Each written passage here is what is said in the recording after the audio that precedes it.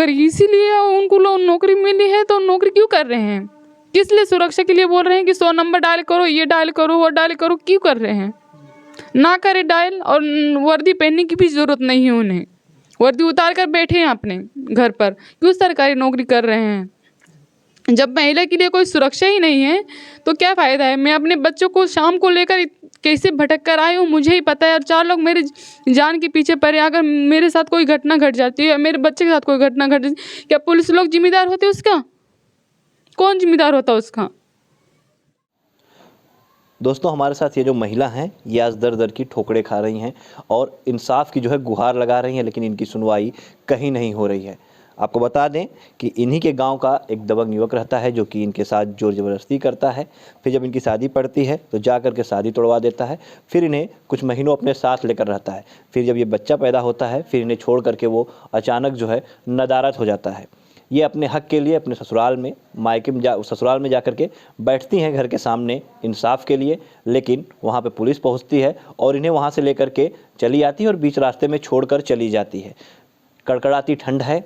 अब ये किस तरह से रह रही हैं, कहाँ रह रही हैं, कितनी समस्याएं इनके सामने आ रही हैं, क्योंकि इनका मामला न्यायालय में चल रहा है और न्यायालय से अभी सुनवाई नहीं हुई। लेकिन ये कहाँ रहें इस बीच ये बताने वाला कोई नहीं है। कोई भी ये जिम्मेदार जो है प्रशासन वो भी नहीं बता रहे हैं कि आखिर ये महिला कहाँ रहेगी, कैसे रहेगी। जबकि अगर गाँव की बात करें तो गाँव वाले साफ तौर पर कह रहे हैं कि हाँ ये इस महिला के साथ जाती हुई है। जी, क्या नाम है आपका? जी, ममता यादव। ममता जी, पूरी घटना आप बताइए, किस गांव का मामला और कैसे आपके साथ हुआ था? जी, ये रीठी गांव का है ये मामला। और मतलब हमारी शादी हुई थी, लेकिन इस शादी से पहले मतलब हमसे नाजायज़ संबंध बनाए थे। और जो एक ये बच्चा मतलब है ये सबूत। तो मतलब जब बच्चा रुक गया था तो हमारे घर हमारे ससुराल जाकर हमारे ससुराल वालों को बता दिया कि मतलब ये बच्चा मतलब मेरा है और मैं इनको लेके रहूँगा। और मेरी शादी भी तोड़वा दी उन्होंने। और उसके बाद जब लेकर आए हैं तो साथ रहते थे। अच्छा। हाँ, जब बच्चा होने वाला 1 हफ्ता बाकी था होने में, तो यहाँ से फरार हो गए हमें छोड़ के। क्या नाम है उसका जो ऐसा था? विजय यादव। विजय यादव आपके गांव का ही है? जी। आपके घर से कितनी दूरी पे उसका घर है?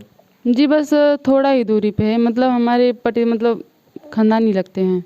जब इस तरह से आपके साथ उसने ज़बरदस्ती किया था तो कभी आपने उसके खिलाफ गांव में और लोगों से नहीं कहा कि हाँ इस तरह से उसने मेरे साथ ज़बरदस्ती संबंध बनाया, आपने इसकी शिकायत नहीं की? जी, किया था, लेकिन हमें भी डरा धमका रहे थे कि अगर किसी से कहोगी तो तुम्हारी माँ को मार डालूंगा, या तुम्हें क्योंकि मेरी माँ ही गाँव रहती है, मेरे भाई वही कोई रहता ही नहीं है। अच्छा। मेरी मम्मी अकेले रहती है, वो भी मड़ई है। मम्मी का गाँव घर और नहीं है, मड़ई ही है। तो धमकी देता था कि अगर किसी से बताया तो तुम्हारी माँ को मार डालूंगा, या तो फिर मड़ई में आग लगा दूंगा।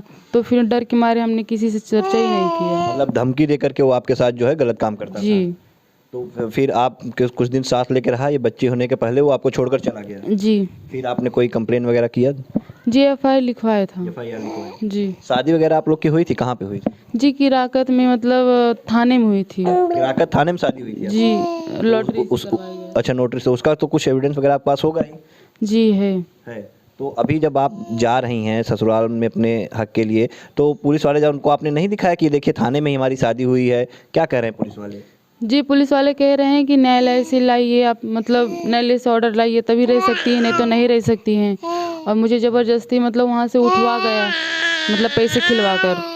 कह रहे हैं कि यहाँ नहीं रह सकती हैं आप, आपका हक नहीं है, आप नहीं रह सकती, आप यहाँ से चले जाओ। हमें बीच रास्ते में लेकर जाकर छोड़ दिया। और ये नहीं समझे कि छोटे से बच्चे लेकर हम कहाँ जाएंगे। आपके पास जो थाने में शादी हुई थी, किराकत थाने में आप बता रही हैं शादी हुई थी, तो उस समय क्या वहाँ पे पुलिस वाले भी मौजूद थे? उन लोगों के बीच में शादी? जी, कप्तान थे जी, बड़े कप्तान। वहाँ पे जो एसओ होते हैं किराकत के, थानाध्यक्ष थे, वो थे, मौजूद थे? जी। बिल्कुल, आप देख सकते हैं किराकत भी कहीं बाहर नहीं है, जौनपुर का ही एक थाना है। सिकरारा थाना क्षेत्र का ये पूरा मामला है। किराकत में बताती हैं कि शादी होती है, थाने में शादी होती है, जौनपुर की ही पुलिस रहती है। लेकिन अब जौनपुर की पुलिस ये कह रही है कि आप साक्ष्य जो है वो न्यायालय से लेकर के आइए, उसके बाद आपको जो है घर में रहने दिया जाएगा। तो साहब, कैसे कोई ये मानेगा कि जब थाने परिसर में अगर किसी की शादी कराई जाती है, पुलिस वालों की मध्यस्थता में शादी कराई जाती है, कैसे जो है पुलिस वाले उसे इनकार कर रहे हैं? क्यों अब इनसे जो है एक तरह से साक्ष्य मांगा जा रहा है कि न्यायालय से आप आदेश लेकर आइए तब रहने दिया जाएगा? फिलहाल अब आप कहाँ रह रही हैं? जी यही आप क्या करेंगे, इधर उधर मांग कर अपन खा रहे हैं, और यही मतलब आप देख ही रहे हैं। हम आपके घर पे भी गए थे, आपकी माँ की जो स्थिति है वो भी काफ़ी बुजुर्ग हो रही हैं, एक मढ़े में रह रही हैं, वो भी रो रही थी। हाँ, बोल रही थी कि बेटी को इंसाफ चाहिए, और गांव के लोग भी आपके पक्ष में खड़े हैं।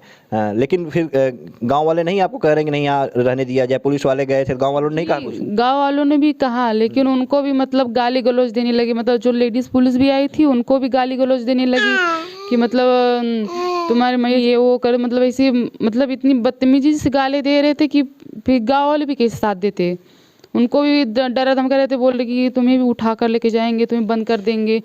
तो भाई अब क्या करेंगे, अब उनको बचाने के लिए फिर हमें हटना पड़ा वहाँ से। तो वहाँ से आपको पुलिस लेके निकली तो कहाँ पे छोड़ा आपको उसने जो है? जी हमें बीच रास्ते में छोड़ दिया वहाँ। बीच रास्ते में आप छोड़ चली गई? जी, और ना तो थाने लेके गई हैं, ना तो मतलब महिला सुरक्षा मतलब जहाँ होता है वहाँ लेके गई, कहीं नहीं लेके गई। हमें बीच रास्ते में छोड़ के मतलब चली गई वहाँ से। और मैं अपने छोटे से बच्चे को वहाँ ठंड में लेकर कैसे आई हूँ मुझे ही पता है। और उस लड़के के घर पे कोई है कि कोई नहीं है? जो उनके माता पिता हैं, क्या कह रहे हैं माता पिता? माता पिता भी यही कह रहे हैं कि जो कोर्ट का फैसला रहेगा तभी हम उतना करेंगे, हम लड़ेंगे जहाँ तक लड़ सकते हैं। यहाँ बिल्कुल देखिए, तो ये ममता है, और ममता जो है इंसाफ की गुहार लगा रही हैं, क्योंकि कोई भी सुनने वाला नहीं है। पुलिस जिस तरह से ये अपने ससुराल में हक के लिए जाकर के धरने पे बैठी थी, तो आरोप यह है कि पुलिस पहुंचती है और इनको वहां से लेके आती है, फिर इनको ले जाके बीच रास्ते में छोड़ देती है। कल को अगर इस महिला के साथ रास्ते में कोई घटना हो जाती तो फिर उसका जिम्मेदार आखिर कौन होता?